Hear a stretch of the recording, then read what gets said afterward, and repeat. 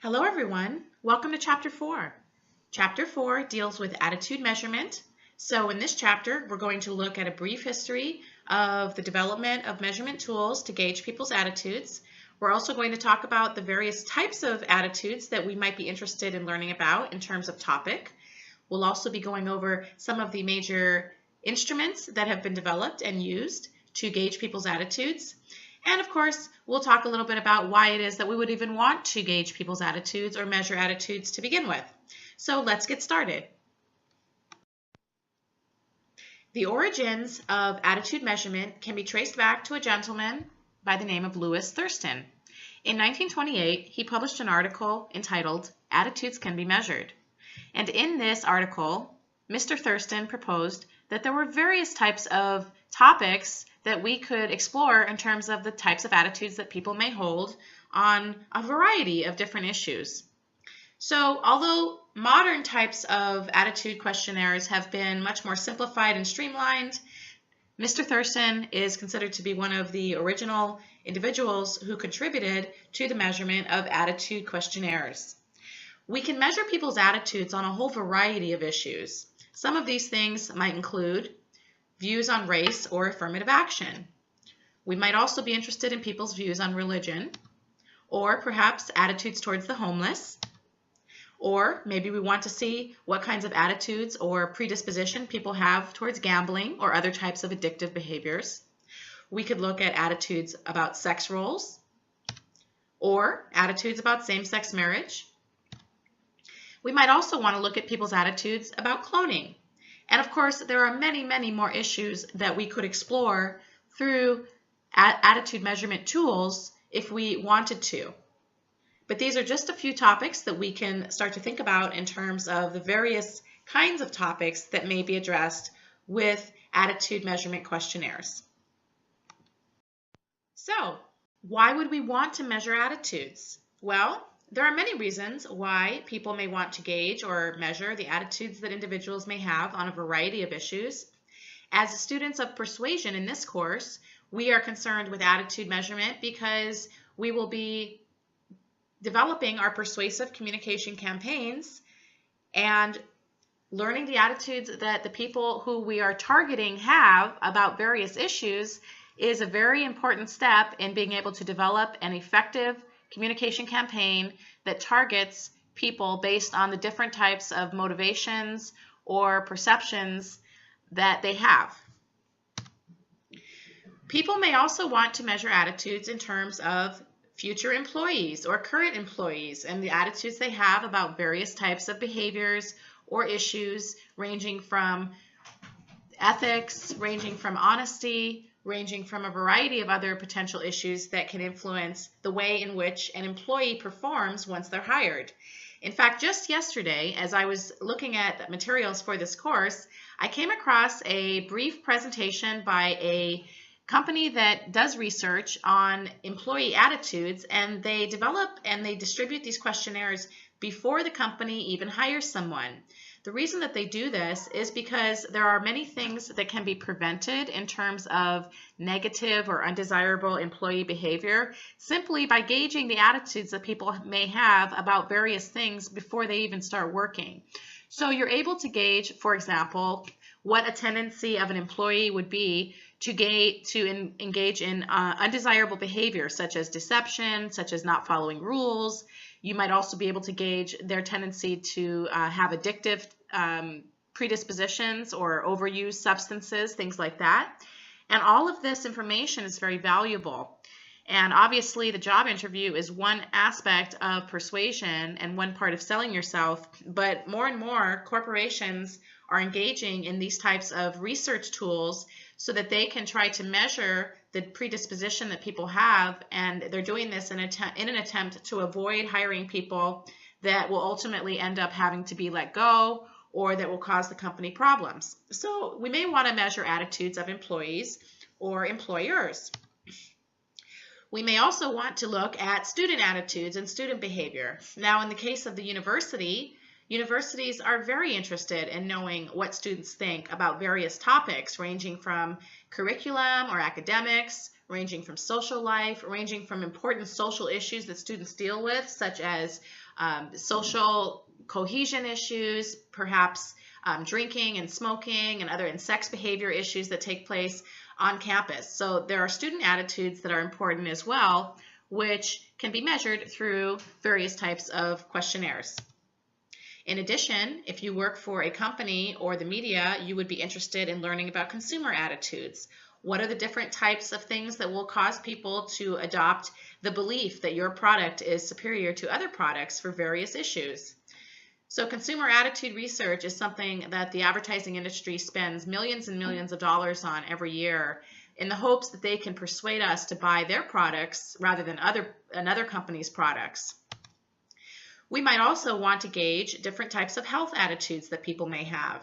We may be concerned about the different kinds of assumptions or conclusions that people draw about staying safe and about engaging in safe sex practices, or about cancer screening issues, or about healthy eating and exercise. And so there are various types of companies and corporations in the USA that are interested in these issues, such as the American Cancer Society, the American Medical Association, the Mayo Clinic. There are lots of companies and organizations that care about the public health, and they seek to understand the public health attitudes by doing research.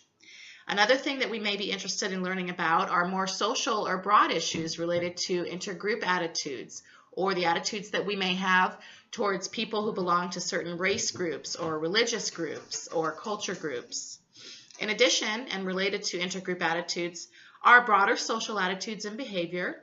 This can deal with relationships between, let's say, people of different socioeconomic groups. This can deal with relationships between, let's say, people of one political orientation versus another orientation. And finally, we might also want to gauge different types of legal attitudes that people may have in terms of their predictive voting behavior, or what types of policies or initiatives they might support. So each of these areas could, of course, be expanded upon in terms of types of topics we may want to look at, but I've just been trying to provide you with just a general overview of some of the types of attitudes we may be interested in learning about and who those populations would involve. One of the most simplistic attitude measurement scales is the basic agree or disagree Gallup poll. Oftentimes, these are the kinds of measurement scales or measurement tools that newspapers or news organizations will use when they are attempting to put out a figure or an article or some kind of a statistic about something that is in the public interest. So, for example, they might telephone you or call you on your cell phone or email you, and they might ask you, do you approve or disapprove of the way that the president is currently running the country? Now, although you might get varying statistics about whether people approve or disapprove, one of the challenges with such a simplistic attitude measurement system is that it obviously overlooks various levels of approval or disapproval, and of course it also overlooks varying shades of gray within those systems, approving and disapproving.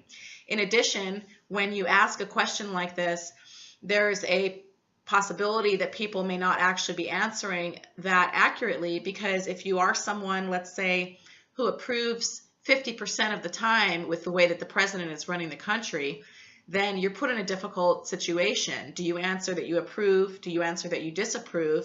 And so in this way, we can see that forcing people to choose on something that is of fairly important social significance can sometimes lead to data that is not that accurate. In addition, using a very simplistic scale like this would probably not allow us to gauge why it is that people feel the way they feel, or what specifically we may approve on in terms of, let's say, the president's performance. So, for example, do you approve or disapprove of the president's performance running the country? Really doesn't get at the varying types of areas where you may approve or disapprove, because you have issues related to the economy, you have issues related to immigration, you have issues related to the environment, or globalization. And so there may be different answers on each of those topics or those focus, and a simplistic poll like this would not tap into that. So for the purpose of our study of persuasion, we want to take away the fact that using measurement scales are much more effective than a basic agree or disagree scale. Some of the scales that we'll be talking about in this chapter include the Likert scale, the Gutmann scale, and the semantic differential scale as well. We'll also be looking at some of the other scales that may be used, and we'll be looking at also some more indirect ways that we can gauge attitudes, such as the implicit bias scale and things like that. The Likert scale is one type of measurement scale that is used very frequently in research. This type of measurement tool presents a series of opinion statements, and it prompts people to indicate whether they agree or disagree with the statement. The Likert scale uses equal intervals between choices. So, for example, we may want to know the opinions that people have about whether men and women should receive equal pay for the same job. So, we could present a Likert scale that would be 5 points, and we could present a series of statements that would allow you to gauge whether or not your respondents perceive that men and women should receive equal pay.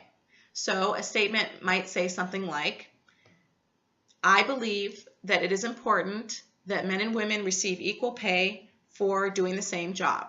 And you would have people indicate whether they strongly agree, whether they somewhat agree, whether they're neutral on it, whether they somewhat disagree, and of course, whether they strongly disagree.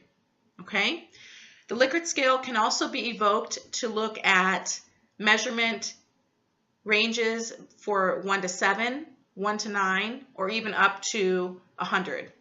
One of the problems with giving people so many different options in terms of which point to choose on the scale is that it may make it more difficult for people to decide what they think. So this is one of the reasons why more of the time people tend to use a Likert scale that's either a 5-point or a 7-point scale. And in doing this, respondents do not get overwhelmed with, let's say, 100 different potential options for what they feel on a given type of a statement. So there is less choice, but this actually can be good because it forces people to really think about what they think or feel about the issue. Now, one thing that you can do is you want to present several different statements. You don't just want one statement, and you want the statements to basically say the same thing. And then you are going to have those several statements because presumably if people genuinely feel some way or something about a certain issue, they will consistently rate the same range in that statement, right? So presumably if I do believe that men and women should receive equal pay, then even if there's 5 statements that are basically asking me the same thing, I should score the same or close on all of those statements, right? Another thing you can do to make sure that the data is accurate is you can reverse order your questions. You can do things like taking the scale and you can flip it. So for example, you can ask them a question about whether they disagree that men and women should have equal pay. And then of course, you would ask strongly agree, somewhat agree, neutral, somewhat disagree, and strongly disagree. And so when you reverse order the answer options like that, presumably, if people genuinely feel that men and women should have equal pay, when you ask them a statement like men and women should have equal pay, and they say strongly agree, you would expect as well that when you offer them a statement that says men and women should not have equal pay, you would expect them to say strongly disagree. Does that make sense? This is one way that you can verify that you're actually getting at the attitudes that people genuinely have, because there's always a social desirability bias that tends to emerge in self-reported data. So reverse ordering the answers and changing the wording of the questions so that you can verify whether somebody who chose strongly agree on men and women should have equal pay also chose strongly disagree on men and women should not have equal pay. And that's one way that you can verify whether people are actually feeling that way or whether they're potentially giving you answers that they feel like they should be saying. The Gutmann scale is a different measurement tool, and it gets at people's attitudes from a different perspective. And primarily what it does is it presents a series of statements that begin with a statement that's very easy for people to accept, and it ends with a statement that would be most difficult for people to accept. So, for example, gauging attitudes towards immigration, the most easy statement for most people to accept would be something like, I believe that this country should allow more immigrants to live here, or more immigrants in. A little bit more difficult to accept would be, I would be comfortable with new immigrants moving into my community. Even more difficult to accept for some people would be, it would be fine with me if new immigrants moved onto my block. Yet more difficult for some people to accept would be, I would be comfortable if a new immigrant moved next door to me. Even more challenging for some people to accept would be, I would be comfortable if my child dated a new immigrant. And finally, the most difficult statement for people to accept would probably be, I would permit a child of mine to marry an immigrant. So this scale is useful because it really does force people to apply the attitudes that they have in terms of realistic interactions that could take place as a result of these attitudes. So in the Likert scale, for example, you may be asking what people's attitudes are or their self-reported attitudes are on an issue, but you don't actually know how that would play out in terms of day-to-day interactions. The Gutmann scale allows you to actually present a series of scenarios, and people really have to think through that scenario to determine whether they feel that that would be okay with them or not. So the Gutmann scale is interesting, it's different, and it is more difficult to construct a Gutmann scale than a Likert scale. However, they can be very useful in tapping attitudes that people might have on more sensitive issues, let's say like prejudice or genderism or sexism or things like that. So it's worth considering the different types of scales that are out there when you are seeking to gauge what your audience thinks and feels and how to best target those attitudes and beliefs with the communication campaign that you will be developing.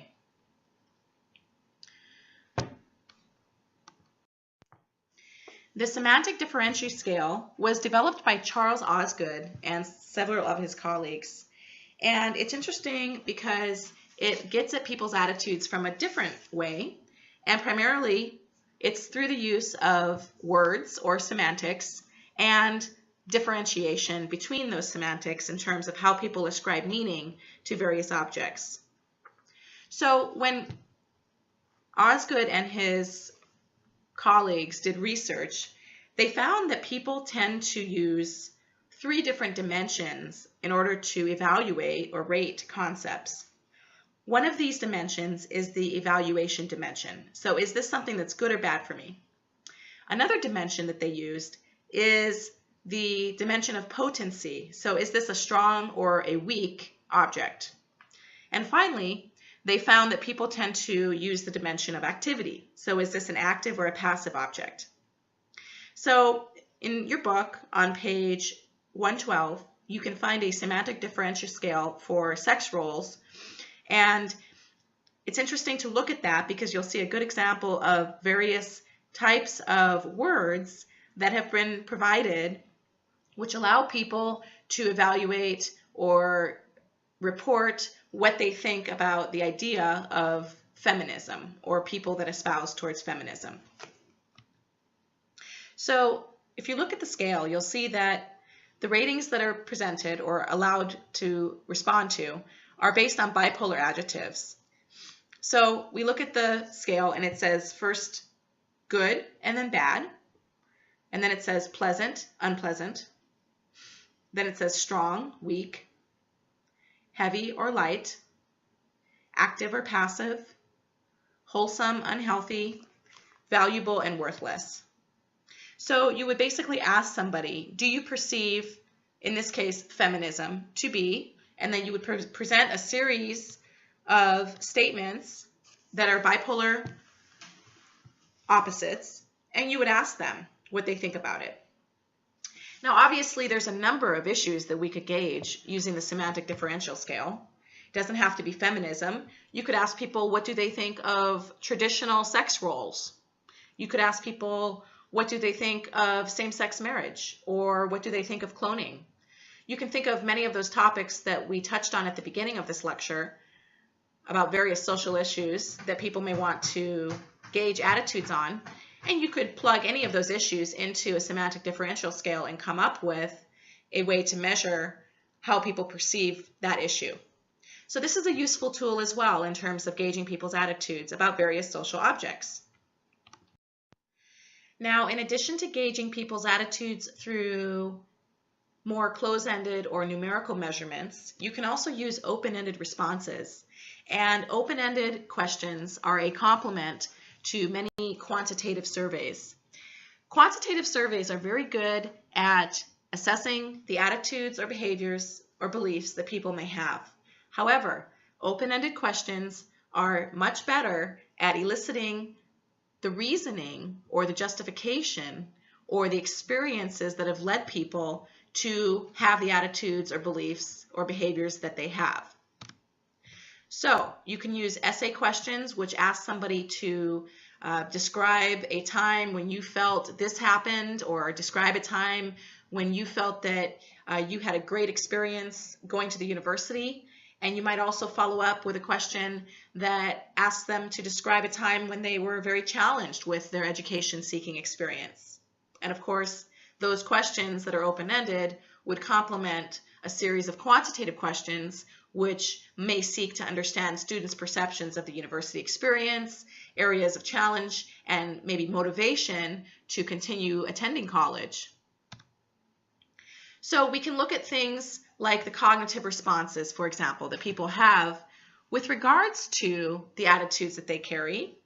And so one way that you could do this, for example, would be if you wanted to explore the attitudes that people have on sex roles, you could show somebody an advertisement that is fairly sexist or that depicts men and women in fairly sexist ways, and then you could ask them to write an open-ended response about what their ideas are about the ad. Another thing that you can do is you can gauge affective responses, or the emotional component of why people feel the way they feel. So, for example, you could use the same advertisement, and then you could ask somebody to write down 10 emotions that they feel after watching the ad. Or if you just wanted to gauge people's general opinions or attitudes towards a certain group or organization or nation or something like that, you could simply ask them, please write down 10 emotions that you feel towards this group. In general, using quantitative scales and open-ended questions is the most ideal approach to research about attitudes, beliefs, or behaviors. The reason that integrating these approaches is ideal is because it allows us to elicit more accurate attitudes. It allows us to understand the how, the why, and the when of when these attitudes originated. It also allows us to paint a much more holistic picture by having qualitative data to support the quantitative findings. There are several measurement challenges that may cause researchers to struggle with getting accurate data. One of these is respondent carelessness. Another potential challenge is social desirability. People may answer questions in the way that they perceive they should be answering, or in the way that they would like themselves to feel, rather than how they feel. So, for example, if you're distributing a survey on race and perceptions of racism, or perceptions of attitudes towards a certain race in society, you may have people that report what they think they should feel versus what they actually feel. Another potential challenge is the agreement effect, where people will just agree with whatever statement you put in front of them. Another issue is the context question ordering. So it's possible, and research has found, that the questions that occur earlier in a survey can influence the responses to later questions. For example, in one study, respondents were asked to evaluate the morality of American business leaders, and what they found is that they responded very differently if they heard Bernard Madoff's name at the beginning of the survey rather than at the end of the list. This kind of context question ordering effect should definitely be considered when you design a survey questionnaire so that you can be getting responses that are actually genuine and authentic. Another potential challenge that researchers face is the wording that's used to ask a question. So what's interesting about this is that we know, for example, that language is full of meaning and the words we use can convey powerful sentiments. And what I always tell my students in other classes is that meanings are in people, not in words. So you may use the same word with 20 different people and you may actually get many different responses to the same word because everyone has potentially a different interpretation of what the same word can mean. So what's interesting about this is that this buzzword issue was brought forth in a New York Times CBS News poll which probed Americans' attitudes towards racial diversity. They used a variety of questions to try to gauge people's beliefs, and depending on the wording that they used, they got very different responses. So for example, when people were asked their opinion of programs that, quote, give preferential treatment to racial minorities, only 26% of people actually indicated that they would favor a program like that. But when people were asked their views of the program that, quote, made special efforts to help minorities get ahead, significantly more people, double the amount, it went from 26% to 55%, actually expressed approval for this. Another striking example of the effect that wording can have was in a study that was done by a group called Roper. Now, in this example, they actually used a double negative scenario, which of course can confuse people and can cause you to get very different findings depending on the sentence. So the question that the Roper organization used was about whether people thought it was possible that the Holocaust never occurred. So the initial question was, the term Holocaust usually refers to the killing of millions of Jews in Nazi death camps during World War II. Does it seem possible, or does it seem impossible to you that the Nazi extermination of the Jews never happened? Now, amazingly, you actually got 22% of people said that they thought it was possible that the Holocaust never occurred. 12% said they didn't know, and 65% said it was impossible that the event had not happened. But you can see that with a question like that, it can be very confusing to people. In addition, they use two possible scenarios in the same question, which is called a double-barreled question. So you don't want to ask people, does it seem possible or does it seem impossible to you? You want to be very clear in the way in which the question is worded. So when the polling organization did a new survey, the question read like this: does it seem possible to you that the Nazi extermination of the Jews never happened? Or do you feel certain that it did happen? When they delivered the survey with this question wording, they found that 91% of people said that they were certain that it happened. So what you're seeing here is that there's a difference between 65% in the initial question that said it was impossible that the event had not happened, and then you saw a change from 65% to 91% saying that it was certain it happened.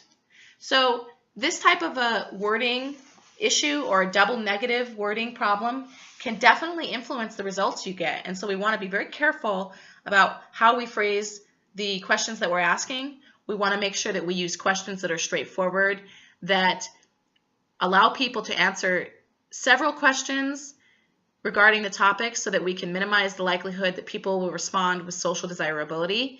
You can do things like reverse order the question and the responses, which I mentioned on a previous slide.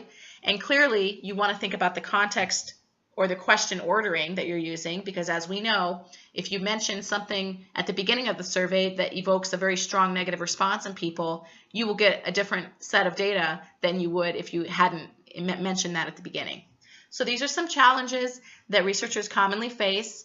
In the next slide, we're going to talk about more implicit measures that can be used to gauge attitudes and beliefs, and the implicit measures are oftentimes more accurate because some of these challenges don't actually exist. So let's look at that. Indirect measurement tools are very effective and can be used in combination with or as a substitution for more direct measurement tools. Unobtrusive measures are measures that can be done or gauged without actually asking people what they think. So your book gives an example of an unobtrusive measure that, for example, could assess attitudes towards American music in a dictatorship by examining the amount of wear and tear on rock and roll CDs, or by checking out the number of hits on hip-hop musicians' websites. Techniques like this might be more effective at actually gauging what people think because they wouldn't be concerned about some of the potential outcomes of answering honestly in a situation where you may have issues of freedom or social desirability or things like that.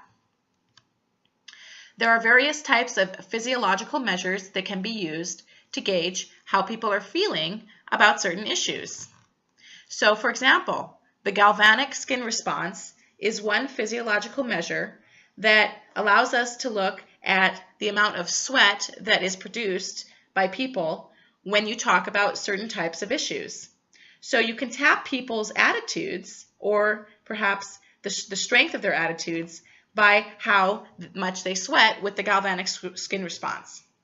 Another way to gauge how people are feeling about an issue is through looking at pupil dilation.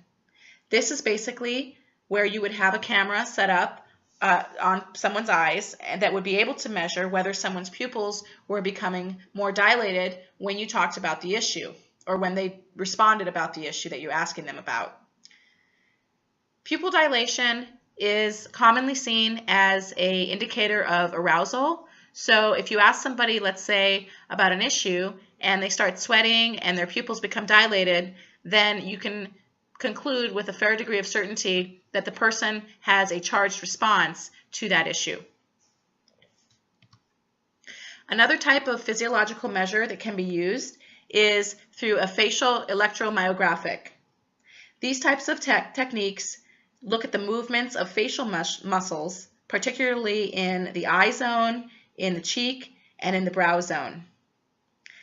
And these types of physiological measures can be very effective, especially when you are attempting to gauge where people are on certain issues, or perhaps you may want to be giving tests that may measure issues related to deception or other types of attitudes. So for example, if you are someone who works for the FBI or for a police organization and you want to interview somebody about a topic or about an event that took place, you could hook them up to these various types of measurement, indirect measurement tools, and you would be able to tell through these different measurements whether they felt a strong charge about various topics. And then if you found that the person did indicate a charge, that would probably suggest to you that you would want to probe more with some questions or ask them, why is it that you feel a charge? Because this is one way that you can actually get at accurate responses that people may not actually tell you.